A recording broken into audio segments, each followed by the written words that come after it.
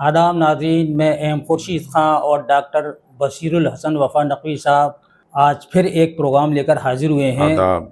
और आपने हमारे प्रोग्राम को बहुत ज़्यादा पसंद किया है और हम भी यही चाहते हैं कि हम आपकी ही पसंद का प्रोग्राम लेकर आएँ बहुत अच्छी और आपके सिलेबस के मुताबिक लेकर आएँ, यही हमारी कोशिश रहती है। बहुत अच्छी बात है। आपने हमारी जो वीडियो देखी हैं और जो हमने वीडियो आपके लिए बनाई हैं उसमें सबसे ज़्यादा कमेंट्स आए हैं हमारी जो इससे पहले वीडियो अपलोड हुई थी। लोगों ने बड़ा पसंद किया है, लोगों ने बहुत ज़्यादा पसंद किया है। तो गालिब पर हम जो प्रोग्राम हाँ, हम लेकर आए थे गालिब की गज़ल गालिब की, हाँ, जी तो उसमें बहुत अच्छे कमेंट्स आपने किए हैं। तो कुछ कमेंट्स हम लेकर आए हैं आपके लिए। तो डॉक्टर साहब आप देखिए कि किसका कमेंट है, देखिए। बहुत अच्छी बात। ये है मेरे सामने, देखिए रखा हुआ है मेहताब आलम साहब का। जी, मेहताब आलम साहब हमारे ABK यूनियन हाई स्कूल में उस्ताद की हैसियत से अपनी खिदमत अंजाम दे रहे हैं MU में। बहुत अच्छे शायर भी हैं। जी, क्या फरमाते हैं वो बताएं। वो ये हमारी हर वीडियो को देखते हैं और कमेंट पे लिखते हैं। जी जी जी। आप फरमाते हैं माशाअल्लाह बेहतरीन तशरीह गज़ल तारीख़ के हवाले से बहुत खूब। डॉक्टर बशीरुल हसन वफ़ा नकवी साहब और एम खुर्शीद साहब, अल्लाह आपके यूट्यूब उर्दू चैनल को मज़ीद कामयाबी अता फरमाए। बहुत शुक्रिया डॉक्टर मेहताब मेहदी साहब, आप भी एक बहुत अच्छे शायर हैं, इसमें कोई दो राय नहीं है। मैं आपका शुक्रगुज़ार हूँ। एक साहब और हमारी वीडियो को पाबंदी से देखते हैं। जी जी जी जी, मैं उनका भी आपको पढ़कर सुनाता हूँ। वो हैं सुरेंद्र कुमार साहब। माशाल्लाह। सुरेंद्र कुमार साहब हमारी हर वीडियो को बड़ी बारीकी से देखते हैं, बहुत दिलचस्पी से देखते हैं। बहुत शुक्रिया सुरेंद्र जी, बहुत शुक्रिया। आपने इस वीडियो में लिखा है कि सर बहुत मज़ा आ गया। वाह, हाँ, दिल को छू गया, बहुत ही खूबसूरत प्रोग्राम। वाह वाह, अच्छी शायरी, वाकई ऐसी शायरी होती है। सुरेंद्र साहब का हम शुक्रिया अदा करते हैं, बहुत शुक्रिया, और दिल से हम आपका शुक्रिया अदा करते हैं कि आप हमारी वीडियो को पसंद कर रहे हैं। इसी तरीके से आप हमारी वीडियो को पसंद भी करें और इसको शेयर भी करें, और आप इसी तरह से इनके कमेंट्स पढ़ें, जो अच्छे अच्छे कमेंट्स आते हैं। जी, हमें अच्छा लगता है और आज पढ़ते हुए भी हमें ये अच्छा लग रहा है। बहुत अच्छी बात है।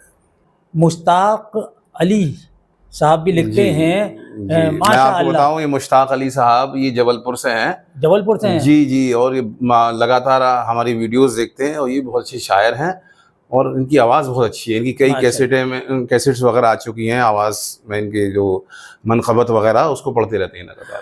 तो काबिल, अभी आपने जबलपुर का नाम लिया तो मुझे याद आ गया कि दोस्तों, आप जब भी कोई मैसेज लिखें कमेंट में, तो अपने शहर का नाम, अपने गांव का नाम और अपने कस्बे का नाम ज़रूर लिखें, ताकि हमें पता चले कि आप कहां से हमारी वीडियो देख रहे हैं। बहुत अच्छा, बहुत अच्छा। और हम भी आपके शहर का नाम लेकर प्रोग्राम में शामिल करें। जी जी जी। गुलाम अब्बास साहब लिखते हैं, माशाअल्लाह मौला सलामत रखे, बेहतरीन मालूमात पर मुश्तमिल प्रोग्राम है। बहुत शुक्रिया गुलाम भाई, बहुत शुक्रिया गुलाम अब्बास साहब। तबरेज़ आलम हैं, ये अतरौली के हैं।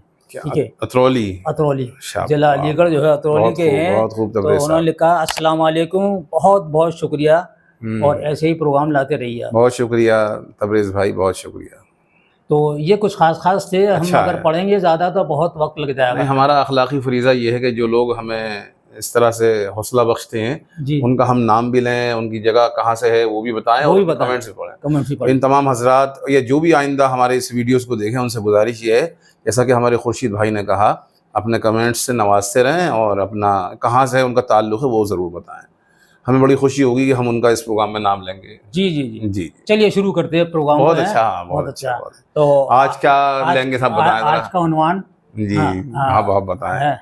आज भी गज़ल पर ही रहेगा। ठीक, बेहतर गज़ल पर ही रहेगा। और मेरा ख्याल ये है कि आज हकीम मोमिन खां मोमिन को ले लें। क्या बात है साहब, वाह वाह वाह, बहुत अच्छे शायर का आपने इंतखाब किया है खुर्शीद साहब। हकीम मोमिन खां मोमिन। नाज़रीन, आप देख रहे हैं हमारे प्रोग्राम्स किस नौयत के होते हैं, और हमारी कोशिश ये रहती है कि हम किसी मशहूर गज़ल को पढ़ें और उस पर अपने ख़यालात का इजहार करें। तो आपने हकीम मोमिन खां मोमिन का नाम लिया जी। मैं नाज़रीन के गोश गुज़ार करता चलूँ कि हकीम मोमिन खां मोमिन गालिब के हम असर शायर, दबिस्तान दहली से जिनका ताल्लुक़, और ख़ालिस गज़ल के शायर। तग़ज़्ज़ुल उनके यहाँ बाम उरूज पर है। इसके अलावा उनके यहाँ सहले मुमतना भी है, और एक लफ्ज़ बड़ा इस्तेमाल किया ज़ियाउद्दीन बदायूनी ने, मकरे शायराना, जो उनके यहाँ पाया जाता है। जी। जब इस तरह का कोई शेर होगा तो वो اس کی طرف اشارہ کر دیا جائے گا. تو میں ایم خورشید بھائی آپ سے پوچھنا چاہوں گا، آج آپ نے حکیم مومن خان مومن کی کون سی غزل کا انتخاب کیا ہے؟ ارے صاحب بہت مشہور غزل ہے اور ہمارے یہ کافی سلیبس میں شامل ہے. جی جی جی. آپ انٹر سے لے کے آپ ایم اے بی اے اور پی ایچ ڈی وغیرہ سارے امتحانات میں. کون سی غزل ہے صاحب ایسی؟ اثر اس کو ذرا واہ واہ واہ واہ. اثر اس کو ذرا نہیں ہوتا، واہ واہ. رنج راحت فضا نہیں ہوتا. کیا کہنے ناظرین، آپ دیکھ رہے ہیں کیا خوبصورت غزل کا انتخاب کیا ہمارے ایم خورشید صاحب نے. حکیم مومن خان مومن کی غزل اثر اس کو ذرا نہیں ہوتا. کیا اچھی غزل ہے، کیا اچھی. اثر اس کو ذرا نہیں ہوتا، رنج راحت فضا نہیں ہوتا. یہ میں نے عرض کیا کہ تغزل کے شاعر ہیں حکیم مومن خان مومن، اور ان کی خاص بات یہ ہے کہ اس غزل میں انہوں نے اپنے محبوب سے شکوہ کیا ہے. کیونکہ ایک غزل کا مزاج ہے، عاشق جو ہے وہ محبوب سے شکایت کرتا ہے، شکوہ کرتا ہے، اور اس سے اپنے دل کے واقعات یا دل کے تاثرات یا دل کی باتوں کا اظہار کرتا ہے. تو کیا اچھا مطلع ہے کہ اثر اس کو ذرا نہیں ہوتا، رنج راحت فضا نہیں ہوتا. مومن خان مومن کہتے ہیں کہ میرے محبوب پر میری باتوں کا، میری محبت کا، میرے خلوص کا ذرا سا بھی اثر نہیں ہوتا.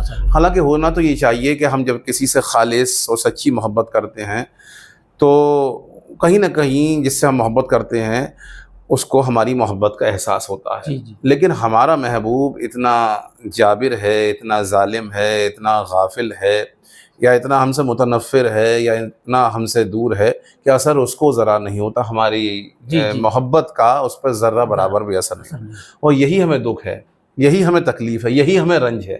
رنج راحت فضا نہیں ہوتا، اور رنج کبھی راحت بخشنے والا نہیں ہوتا. یعنی ہم عشق کی تکلیف میں مبتلا ہیں، ہمارا محبوب ہمیں نہیں دیکھ رہا ہے، ہماری عشق کی قدر نہیں کر رہا ہے، یہی ہماری رنج کا باعث ہے، اور ہم تسکین حاصل کر ہی نہیں سکتے، سکون حاصل کر ہی نہیں سکتے. پوری زندگی اسی رنج میں ہم گزار دیں گے. اگلا شعر ہے، بے وفا کہنے کی شکایت ہے. جی جی جی. بے وفا کہنے کی شکایت ہے تو بھی وعدہ وفا نہیں ہوتا. پھر وہی لہجہ جیسے میں نے عرض کیا کہ محبوب سے شکایت کر رہے ہیں مومن خان مومن، بے وفا کہنے کی شکایت ہے. اب محبوب بھی بڑا چالاک ہے، ہم نے جب دیکھا کہ وہ ہماری طرف متوجہ نہیں ہے، ہم نے اس سے عشق کیا، محبت کی اور اس پر جان نثاری کی، تو وہ جب اس نے ہم پر کوئی توجہ نہ کی تو ہم سمجھ گئے وہ بے وفا ہے. اور یہ ہم نے ببانگی دوہل کہہ دیا. اب اس کو بڑی شکایت ہے کہ صاحب وہ ہمیں بے وفا کہہ رہے ہیں، بے وفا کہنے کی شکایت ہے. اب وہ یہ کہتے ہیں کہ تم ہمیں بے وفائی کا الزام دے رہے ہو، ہمیں بے وفا کہہ رہے ہو. اس کے باوجود بھی وہ وفا نہیں کرتے. ہونا تو یہ چاہیے کہ اگر ہم کسی کو تانا دے رہے ہیں بے وفائی کا، یا کسی سے کہہ رہے ہیں کہ تم نے ہمارے ساتھ وفا نہیں کی، تو اگر وہ واقعی وفادار ہے، واقعی سچا ہے اپنے دعوے میں، تو ہم سے محبت کرے. لیکن بے وفا کہنے کی شکایت ہے، شکایت تو وہ کر رہا ہے کہ تم مجھے بے وفا کہہ رہے ہو، لیکن اس کے باوجود بھی وہ مجھ سے وفاداری نہیں کر رہا ہے. تو بھی وعدہ وفا نہیں ہوتا. یعنی وعدہ کر تو لیتا ہے کہ ہم تم سے ملاقات کریں گے، ہم تم سے محبت کریں گے، ہم تمہاری باتیں سنیں گے، لیکن اس کے باوجود کبھی ملاقات کی شب نہیں آتی، ملاقات کا دن نہیں آتا، ملاقات کے لمحے نہیں آتے، اور وہ وعدہ کبھی اپنا وفا نہیں کرتا، یا وعدہ کبھی نہیں نبھاتا ہے. ایک شعر بہت عمدہ ہے. جی بہت عمدہ. جی کہ تم ہمارے کسی طرح نہ ہوئے. واہ واہ. تم ہمارے کسی طرح نہ ہوئے ورنہ دنیا میں کیا نہیں. واہ واہ. دیکھیے پھر وہی لہجہ شکوے کا. کیا اچھی بات ہے، تم ہمارے کسی طرح نہ ہوئے. کسی منزل کو آپ دیکھیں کہ اگر کسی منزل کو حاصل کرنا ہوتا ہے تو جو منزل کا خواہاں ہوتا ہے، منزل کا چاہنے والا ہوتا ہے، ہزاروں تکلیفیں جھیلتا ہے، ہزاروں پریشانیاں جھیلتا ہے، ہزاروں کوششیں کرتا ہے، اور ایک نہ ایک دن اپنی کاوش کے تحت منزل تک پہنچ جاتا ہے. لیکن یہ عشق ایک ایسی بری بلا ہے کہ اس میں محبوب کے لیے چاہے کتنی جان نثاری کی جائے، چاہے کتنا اس پر اپنی زندگی نچھاور کر دی جائے، محبوب پھر بھی سنگ دل ہی رہتا ہے، کبھی عاشق کی طرف وہ توجہ نہیں کرتا. تم ہمارے کسی طرح، کیا لفظ استعمال، کسی طرح. یعنی اس کے پس پردہ آپ دیکھیں کہ عاشق نے حد درجہ محنت کر لی، کوشش کر لی، ہر وہ عمل انجام دے لیا جس سے محبوب راضی ہو جائے، لیکن وہ کسی طرح راضی نہ ہو سکا. تو مومن نے کہا کہ تم ہمارے کسی طرح نہ ہوئے ورنہ دنیا میں کیا نہیں ہو سکتا ہے. دنیا میں سب کچھ ہو سکتا ہے اگر انسان کوشش کرے. مجھے شہریار کے شعر یاد آ گیا، کہیے تو آسماں کو زمین پر اتار لائیں، کہیے تو آسماں کو زمین پر اتار لائیں، مشکل نہیں ہے کچھ بھی اگر ٹھان لیجیے. تو ظاہر سی بات ہے کہ دنیا میں ممکن ناممکن چیزیں بدلتی رہتی ہیں، انسان اگر کوشش کرے تو ناممکن بھی ممکن ہو جاتا ہے، لیکن محبوب ایک ایسا ہے کہ وہ کبھی جو ہے ناممکن کو ممکن نہیں کرتا، یعنی ہماری طرف توجہ نہیں کرتا، تم ہمارے کسی طرح نہ ہوئے ورنہ دنیا میں کیا نہیں ہوتا۔ مومن خان کا اگلا شعر بہت شاندار ہے۔ ہاں، اس نے کیا جانے کیا کیا لے کر، اس نے کیا جانے کیا کیا لے کر، دل کسی کام کا نہیں ہوتا۔ کیا اچھا شعر ہے۔ اور دیکھیے انسان جب کسی سے عشق کر لیتا ہے، کسی منزل کی طرف بڑھنا چاہتا ہے تو اسے ساری چیزیں بھلانی پڑتی ہے۔ اب ہمارا دل تو ہمارے محبوب کے پاس ہے، اس نے لے لیا، لیکن اس نے ہمارے دل کا کیا کیا؟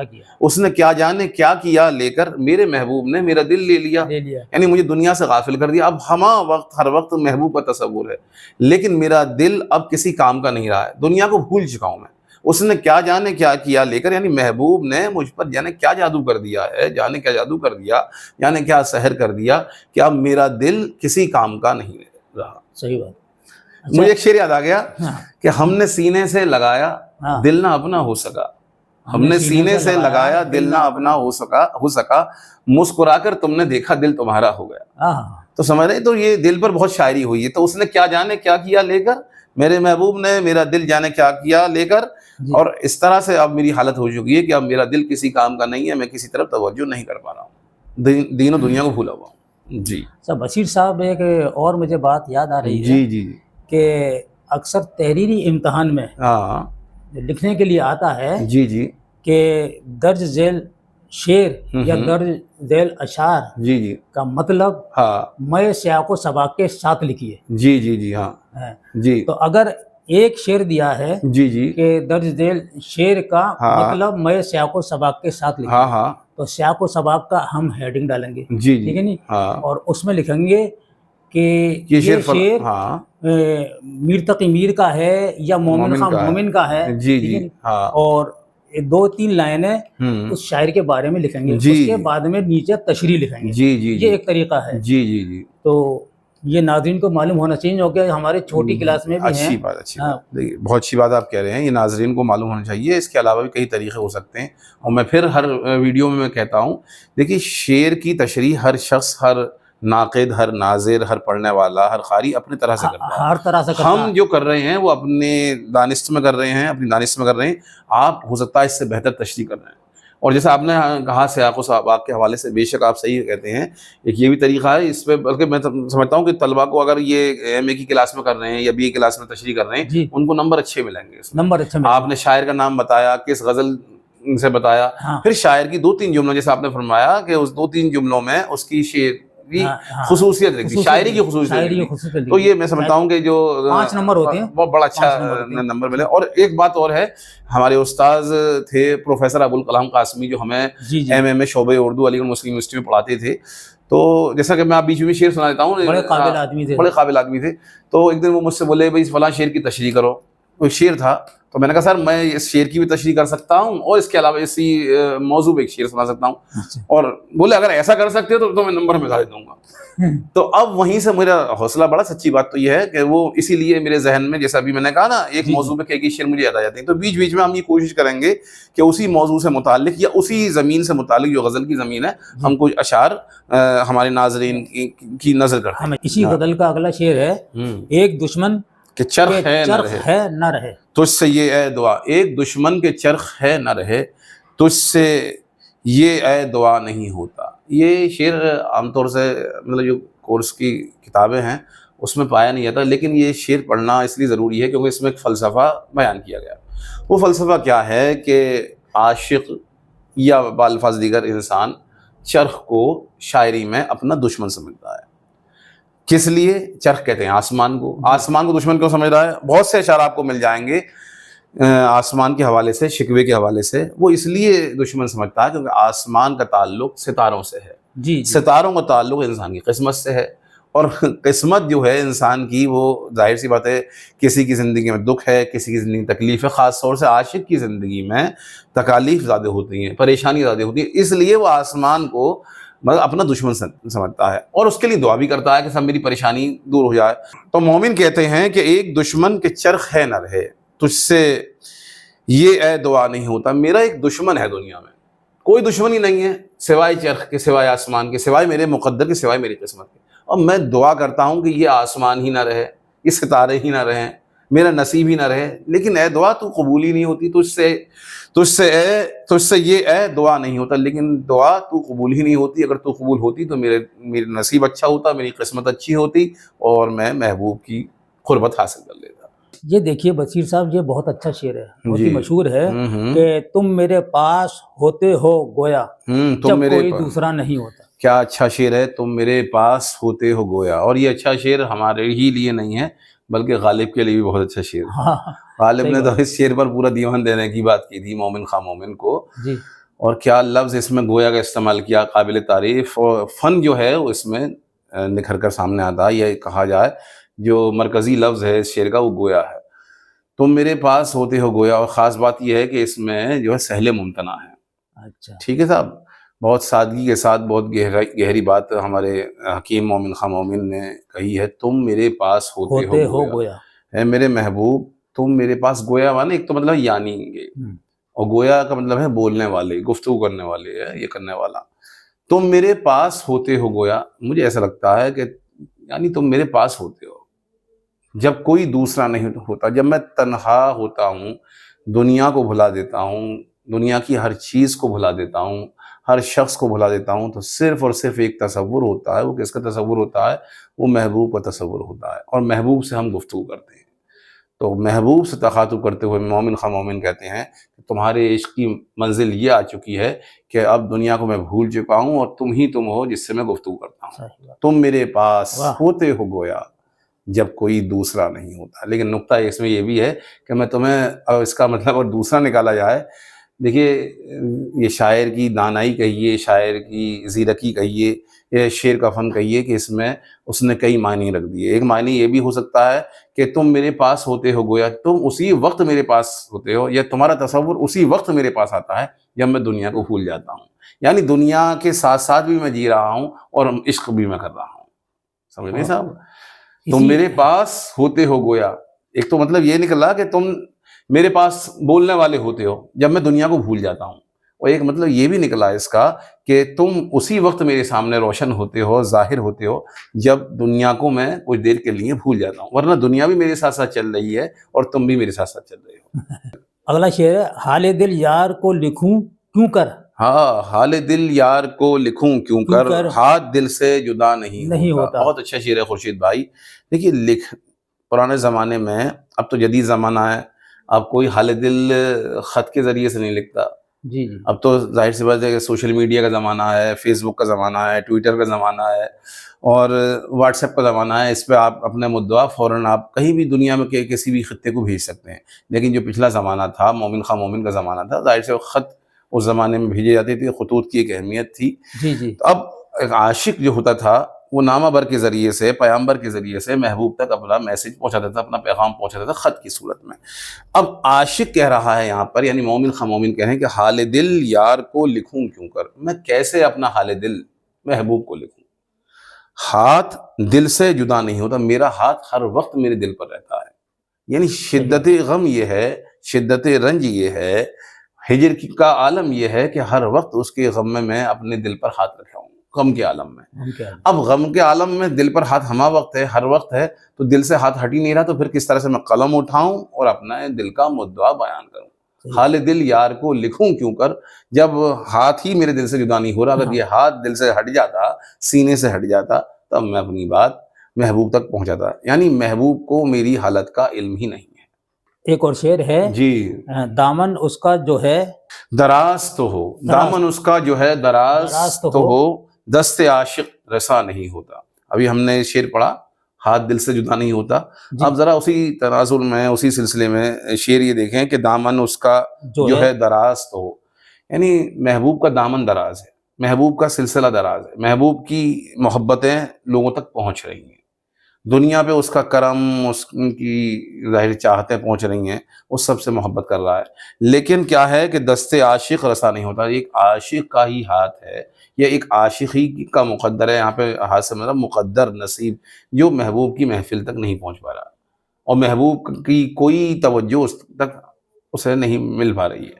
محبوب کا کوئی انعام اسے نہیں مل پا رہا ہے، محبوب کا کوئی ایسا لمحہ اسے میسر نہیں جس پر وہ محبوب کے پاس بیٹھ کر گفتگو کر سکے۔ اب مقطع دیکھیے کہ کیوں سنیں عرض مضطر مومن، کیوں سنیں عرض مضطر مومن، صنم آخر خدا نہیں ہوتا۔ احم خورشید صاحب، یہ بہت خوبصورت مقطع ہے اور اس میں غزل کے کردار کا ذکر بھی حکیم مومن خان مومن نے کر دیا۔ غزل کے مختلف کردار ہیں، ساقی، واعظ، زاہد، ناصح، شیخ، عاشق، محبوب، اور محبوب کو مختلف ناموں سے پکارا گیا ہے۔ اس میں اسے صنم بھی کہا جاتا ہے۔ صنم کہتے ہیں بت کو، پتھر کے مجسمے کو، اور پتھر کے مجسمے کی خصوصیت یہ ہوتی ہے کہ نہ وہ گفتگو کر سکتا ہے، نہ وہ سن سکتا ہے، اور نہ وہ دیکھ سکتا ہے، بالکل بے جان ہوتا ہے۔ تو اب حکیم مومن خان مومن نے کہہ دیا ہمارا محبوب تو بالکل صنم کی طرح ہے۔ اور غزل کا لہجہ بھی عام طور سے صنم ہی کہا جاتا ہے، بہت سے شعر آپ کو اس موضوع پر مل جائیں گے، صنم کی لفظ میں مل جائیں گے۔ تو مومن خان مومن کہتے ہیں کہ کیوں سنیں عرض مضطر مومن، کہ ہمارا محبوب کسی پریشان حال کا ذکر کیوں سنیں، صحیح بات، تذکرہ کیوں سنیں۔ صنم آخر خدا نہیں، وہ تو صنم کی طرح ہے، بت ہے، وہ خدا نہیں ہے، صرف اور صرف خدا کی ذات ہے جو سب کی دعا قبول کرتا ہے، سب کا تذکرہ سنتا ہے، سب کا دعا جانتا ہے۔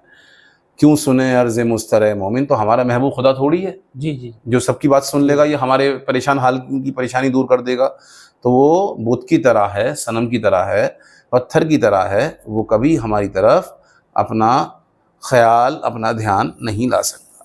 ناظرین، یہ پروگرام آپ کو کیسا لگا؟ اپنی قیمتی رائے سے ہمیں کمنٹ باکس میں ضرور لکھیں۔ ضرور نوازیں۔ خدا حافظ، انشاءاللہ پھر ملاقات ہوگی ایک نئے پروگرام کے ساتھ۔ خدا حافظ۔